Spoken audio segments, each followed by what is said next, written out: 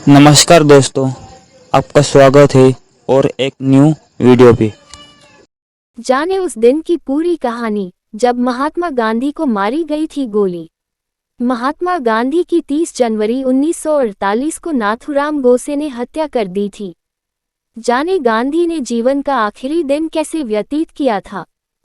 आज से 71 साल पहले महात्मा गांधी की हत्या कर दी गई थी। 30 जनवरी 1948 के दिन की शुरुआत गांधी के लिए आम दिन की तरह थी, लेकिन उन्हें नहीं पता था कि यह उनकी जिंदगी का आखिरी दिन भी हो सकता है।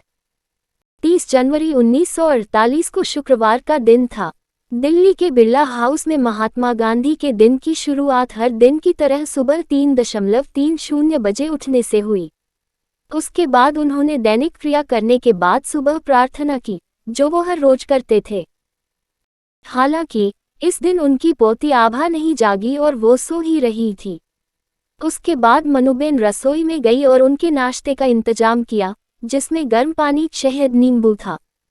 कहा जाता है कि आभा के ना उठने की नाराजगी उन्होंने मनुबेन से साझा की थी। चाहते थे कि 2 दिन बाद 2 फरवरी को होने वाले सेवाग्राम दौरे की व्यवस्था की जाए।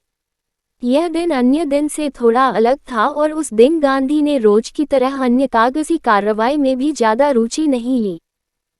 उस दौरान दिल्ली में बंटवारे की वजह से हालात सामान्य नहीं थे और इससे गांधी थोड़ा परेशान थे। हर रोज गांधी से कई लोग मिलने आते थे और 30 जनवरी को भी ऐसा ही हुआ। इस दिन उनसे मुलाकात करने वालों में मशहूर हस्ती थी आर.के. नेहरू। उस दौरान उन्होंने कई लोगों से मुलाकात की और बंटवारे को लेकर कहा, अगर लोगों ने मेरी सुनी होती तो ये सब नहीं होता। मेरा कहा लोग मानते नहीं। इन दिनों उनके घर पर सिक्योरिटी भी थी, क्योंकि इससे पहले 20 जनवरी की प्रार्थना सभा में एक बम धमाका हुआ था। लेकिन यह गांधी जी को नहीं लगा। इससे एक दीवार टूट गई थी।